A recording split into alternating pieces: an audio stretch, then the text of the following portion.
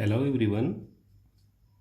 I hope that you must be fine there and must be enjoying learning chemical reaction equilibrium. Today we are going to discuss few more concepts related with the reaction equilibrium. But before proceeding for part 2, let me recapitulate the concepts which we have learned in the first part. So in first part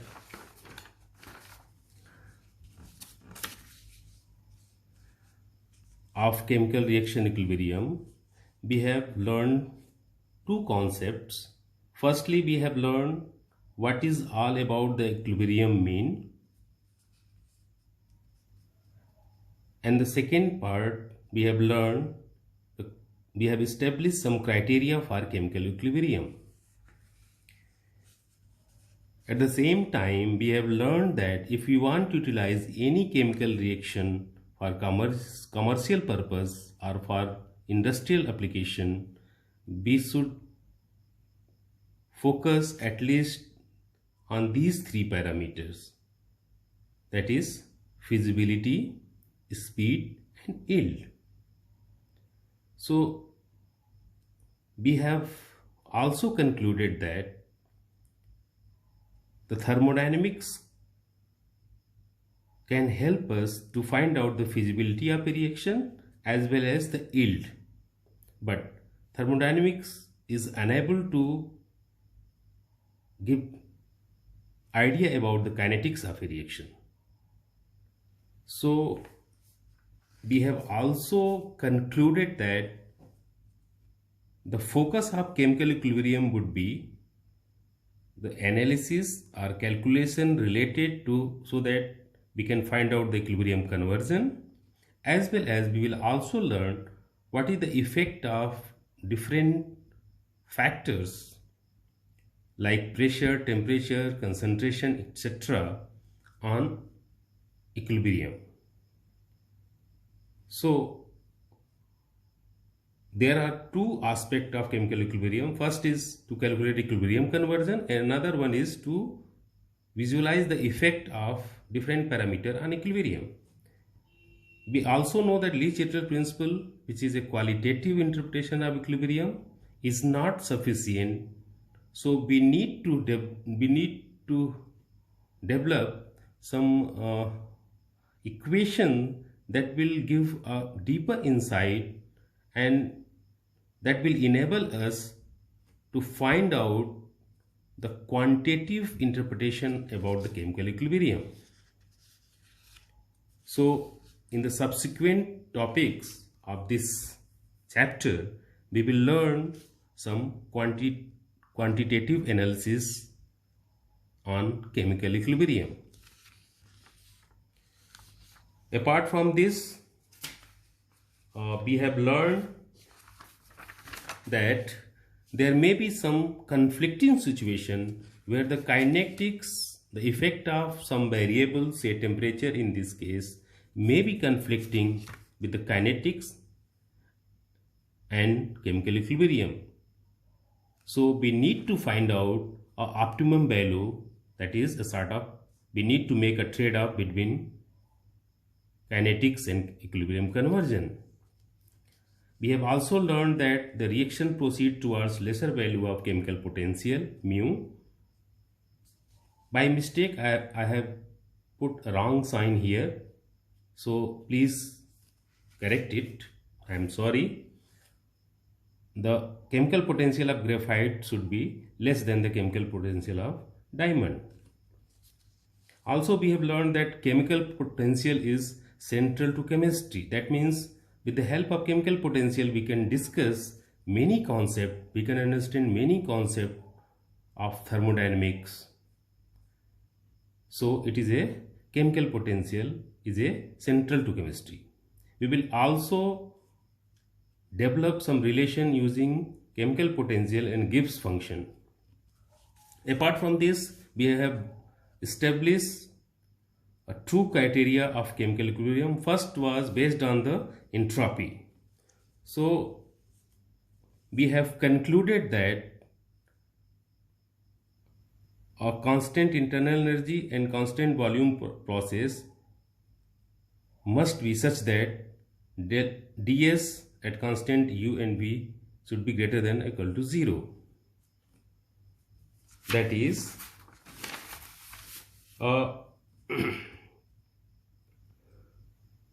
for a constant internal energy and constant volume process, a process at constant internal energy and constant volume can occur only in the direction of increase in entropy. So you can see from here, from this curve, that entropy approaches maximum as a state of equilibrium is achieved. Similarly, we have also developed a criteria based on the Gibbs function, criteria of chemical equilibrium based on the Gibbs function, because this criteria is widely used, and we have arrived at the conclusion that for constant temperature and pressure process, the dg at constant Tp should be less than or equal to 0. That is, the equilibrium will proceed toward lesser value of Gibbs free energy. So you can see from here. So these were some learnings from the first part of the chemical reaction equilibrium. Now we will move to the chemical reaction equilibrium part 2. So as you can see,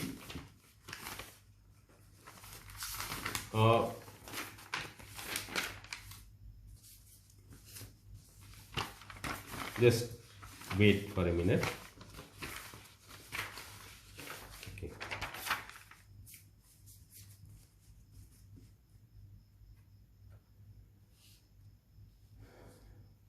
So in part 2, we are going to learn these two concepts. The first one is chemical potential and equilibrium. So we will try to learn how the chemical potential is connected with equilibrium, and we will also learn the equation of reaction equilibrium. That is, what are the different equations that can be written for reaction equilibrium and how they can be written. Now I am going to discuss the first concept, that is chemical potential and equilibrium.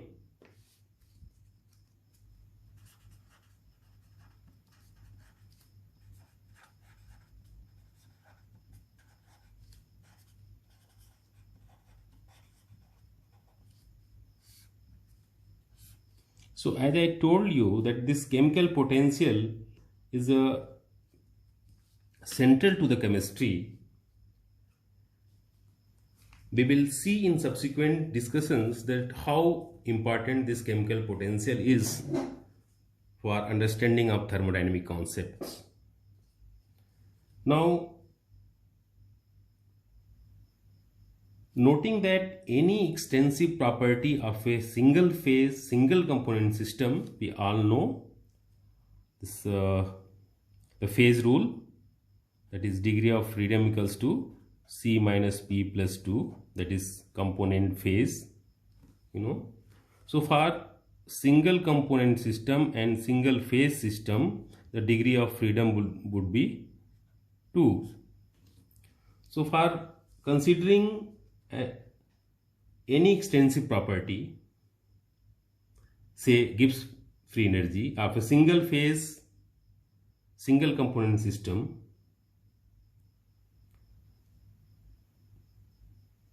it would be function of two independent variables, as can be calculated from phase rule, and the size of the system. So I repeat, any extensive property of a single phase, single component system is a function of two independent variables or properties and the size of the system. because it's extensive property. So in this case, consider Gibbs free energy is our extensive property. Then setting temperature and pressure as a function of temperature and pressure as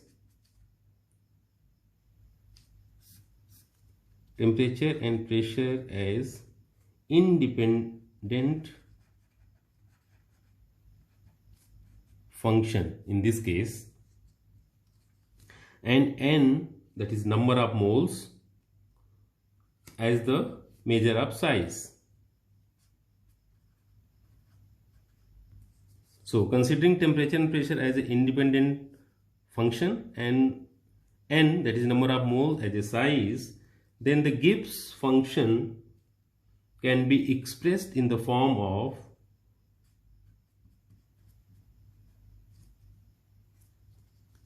now. This is for single component system. Now if we go for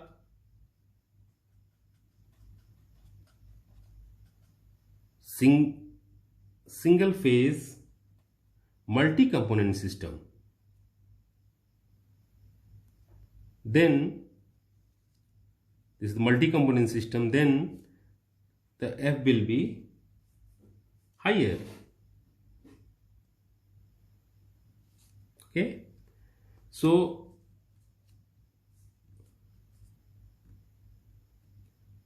considering G as a function of temperature, pressure, and N1, N2, so on, Nj, that is, it is a multi-component mixture. So with the help of differentiation and chain rule, one can establish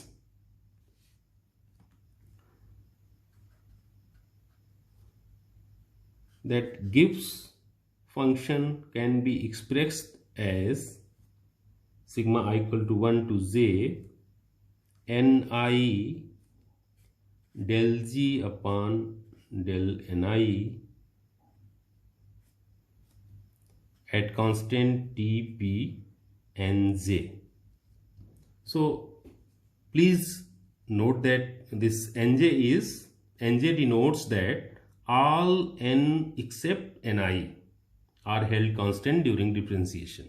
I repeat, Nj denotes that all n except ni are held constant during differentiation. Sometime it is also written as Nj not equals to I, that is all n except I. So this equation, I am not going for detailed derivation because we have already developed this equation in our previous lectures, and we just wanted to use this equation, so we are not deriving here. But this is a very, very important reaction, particularly in the study of chemical and phase equilibria. So this reaction is very important in the discussion of chemical and phase equilibria. Now we also know the chemical potential of component I can be expressed as del G upon del Ni at constant T, P, and J. So this is the standard definition of chemical potential. We also know mu is a intensive property.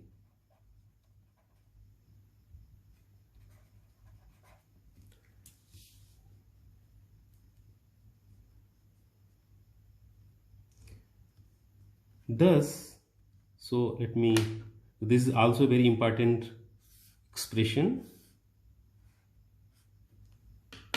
Now, using these two equations, we can see this particular thing is here. So from this equation we can write down G equals to sigma I equals to 1 to j Ni mu I. So we have this third important equation.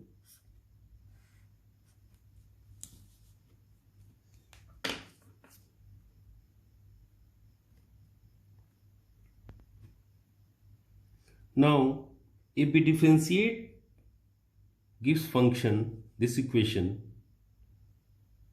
at constant temperature and pressure, so we will get dg equals to, that is at constant temperature and pressure of course, sigma I equals to 1 to j del g upon del ni at constant temperature, pressure and Nj dni. Okay, from here dni.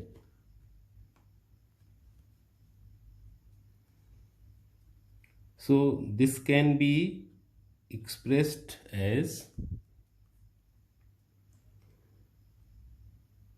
you can see, I equals to 1 to j sigma I equals to 1 to j mu I dni. So this is mu I dni.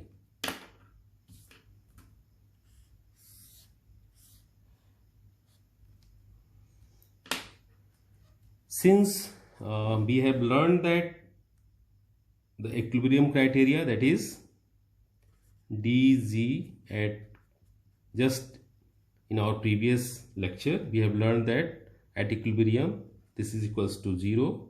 So putting this criteria here, we will get sigma I equals to n to j mu I dni equals to 0. So what we can see is, this is the criteria of chemical equilibrium in terms of chemical potential. So we are trying to connect the Gibbs free energy, chemical equilibrium and chemical potential. So this is the very important expression which connects the chemical equilibrium with chemical potential. So similar to the here I would like to mention few points. First is like this expression, which was the criteria, or which is the criteria for equilibrium in terms of Gibbs free energy.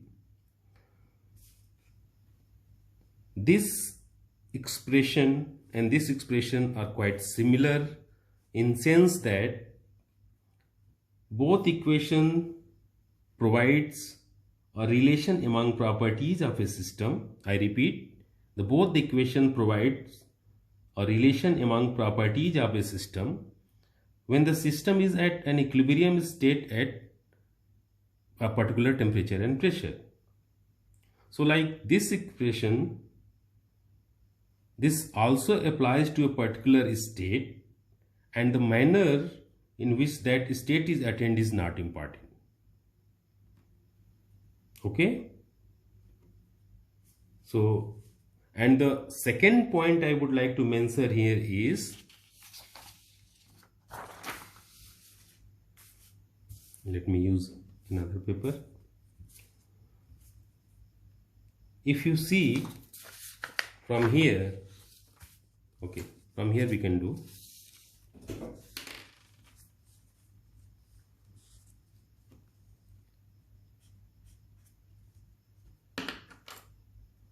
For a single phase of a pure substance,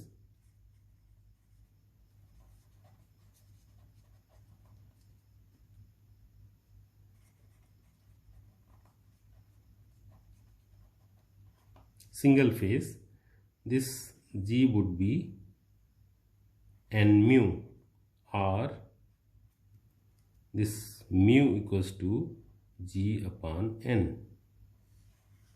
So this you must remember. What is this?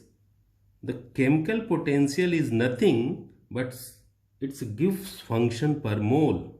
I repeat, for single phase of pure substance of a pure for single phase of a pure substance, the chemical potential is Gibbs function per mole.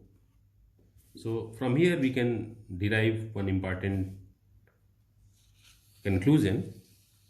Now we have covered the first part, that is chemical potential and equilibrium. So we have connected the chemical potential with the equilibrium and Gibbs function also. Now we will move to the second part of our today's lecture, that is equation of reaction equilibrium.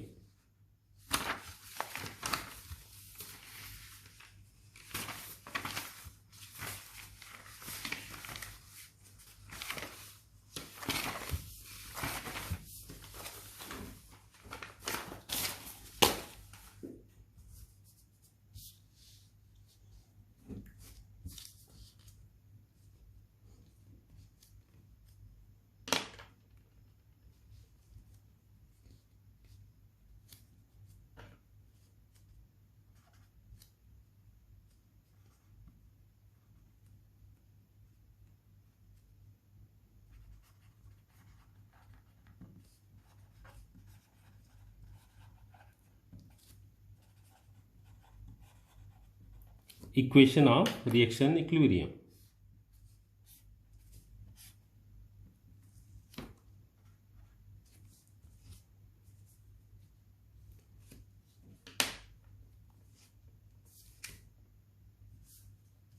Now here we want to learn some equations that is useful to discuss the reaction equilibrium. So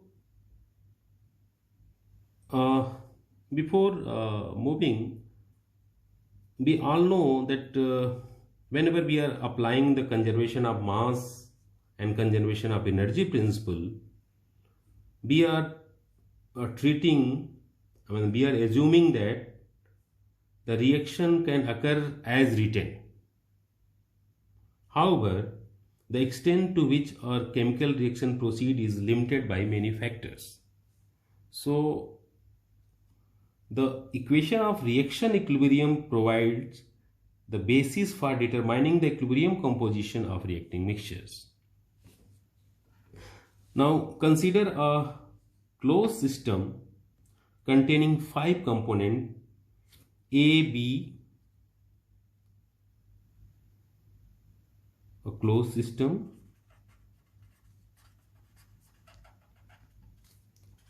containing 5 components. So these are A, B, L, M and E.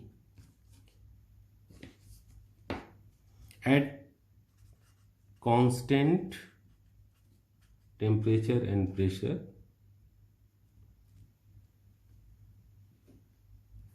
now and this system is subjected to a single chemical reaction of the following form.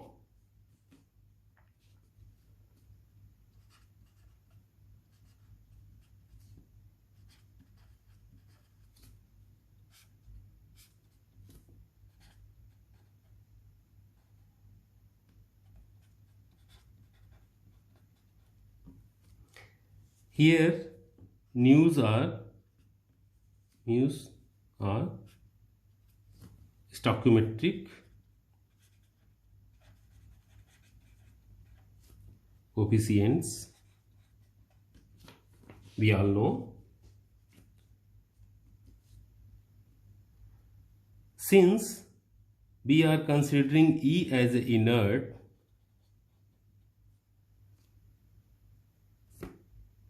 So nu E is 0. That's why it doesn't appear in this reaction. However, component E, which is inert, does influence the equilibrium composition even it is not involved in the reaction.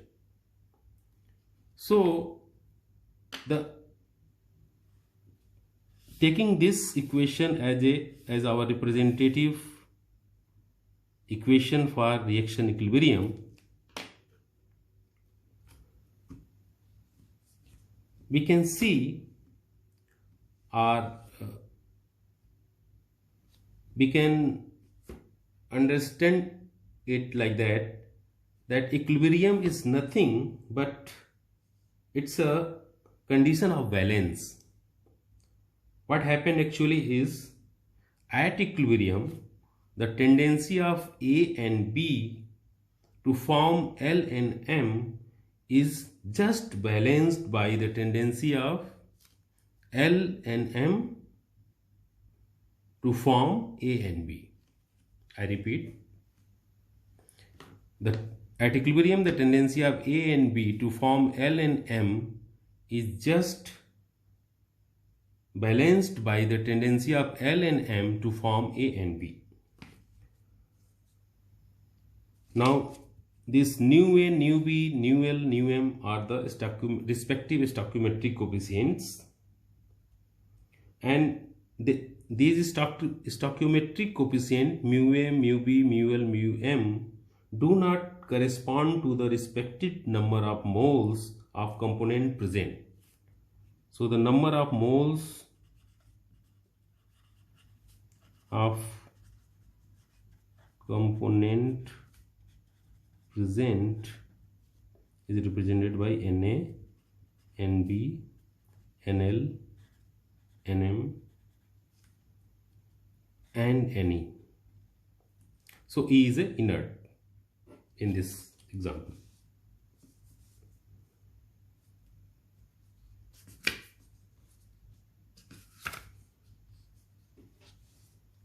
So as I told you that the stoichiometric coefficients nu A, nu B, nu L, nu M do not correspond to the respective number of moles of component present.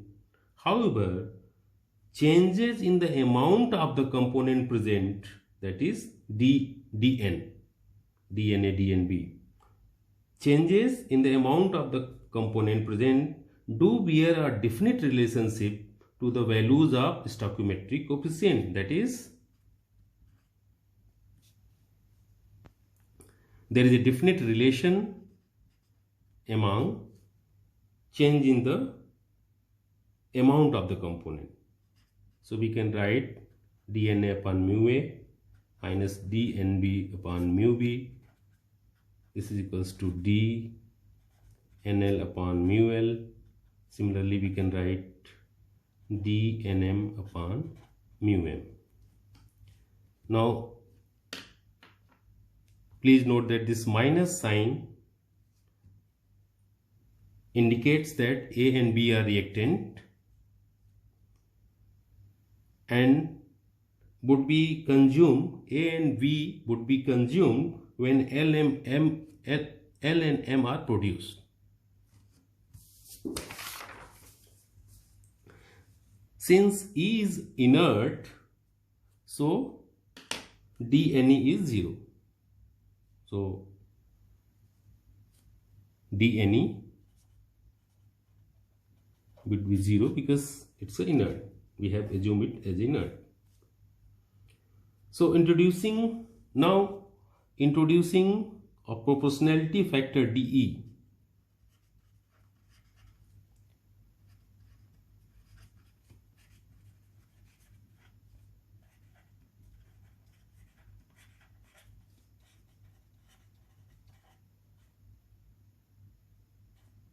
The epsilon, we can write minus dNA upon mu A equals to minus dNB upon mu B equals to this equation, earlier one, dNl upon mu L. This would be equals to dNm upon mu M. This is equals to dE. So from analogy we can also write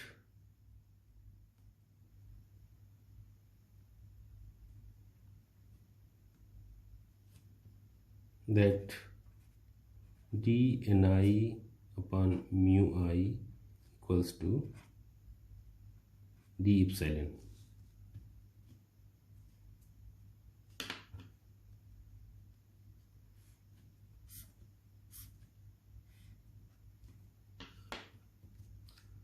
So this is also a very important expression. Please remember this. dNi upon mu I, change in number of moles divided by stoichiometric coefficient equals to dE. So from this expression we can write dNa equals to minus mu A dE, dNb equals to minus mu B E. Similarly we can write dNl equals to mu L dE, or E or epsilon, whatever you want you can say, dNm equal to mu M dE. Now here we have introduced a factor E. So let me discuss it in the next page. E or epsilon, which is basically extent of reaction. So epsilon or E is known as extent of reaction. This is also known as reaction coordinate. So this E or epsilon measures the progress of a reaction. I repeat, E measures the progress of reaction or degree to which a reaction has advanced. Now we should clearly understand about this epsilon or extent of reaction, because this is a very useful parameter. So there is one important point to note it here is this epsilon has some advantage. That advantage is the change in extent of reaction dE is same for each component. So the dE is same for each component.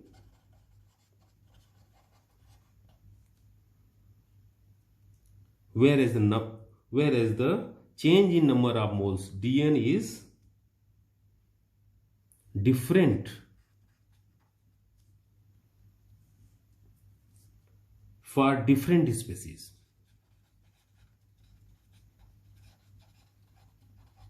So you just remember that this D is same for each component, whereas the change in number of moles is different for different species which is taking part in a reaction.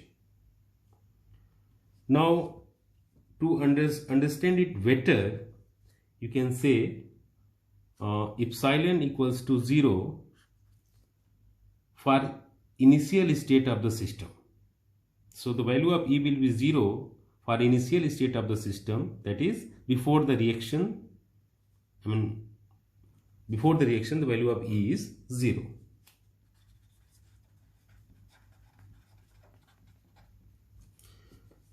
To understand it better, let us have an example.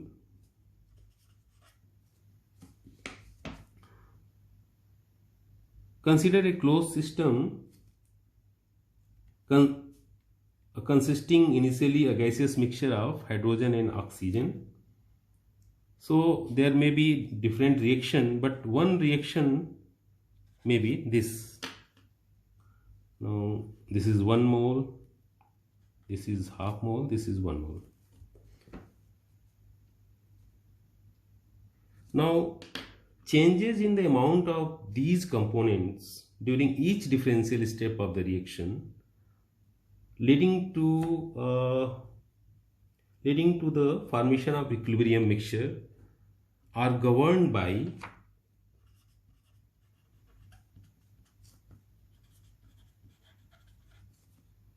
and dNO2 equals to minus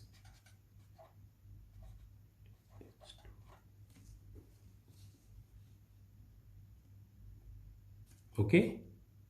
I hope you understand.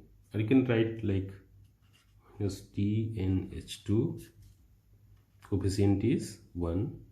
This will be DNO2 half equals to DNH2O. So this relation will hold and we can find out the relation among change in number of moles. So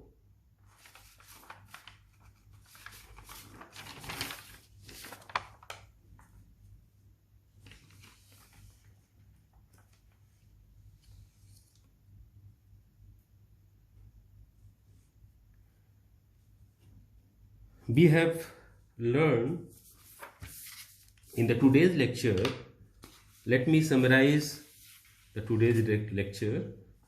So in the today's lecture, that is chemical reaction equilibrium part 2, we have learned two concepts, chemical potential and equilibrium. We have established the relation among chemical potential and between chemical potential and equilibrium.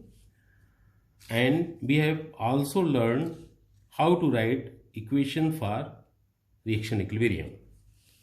So with the help of chemical potential, we can write Gibbs function by this equation and the chemical potential by this equation.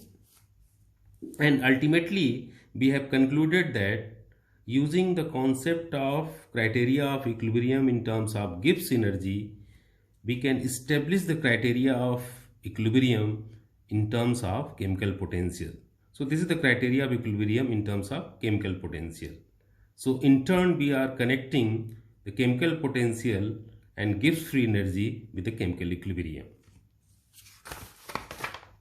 In the second part of today's lecture, we have learned how to write equation of reaction equilibrium. So considering this general equation, we have arrived that dNi upon mu I equals to dE. So this E is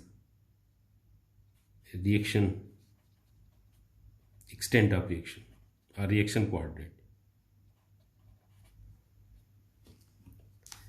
And with the help of this equation,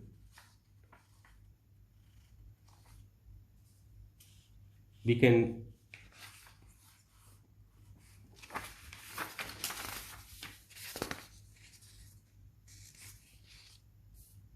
write relation among different parameters of reaction equation of reaction equilibrium. So I told you that the extent of reaction is very, very important, and the advantage of using this D is it is same for each component. So I will stop it here. We will learn few more new concepts in the subsequent lectures. So for today's, thank you very much.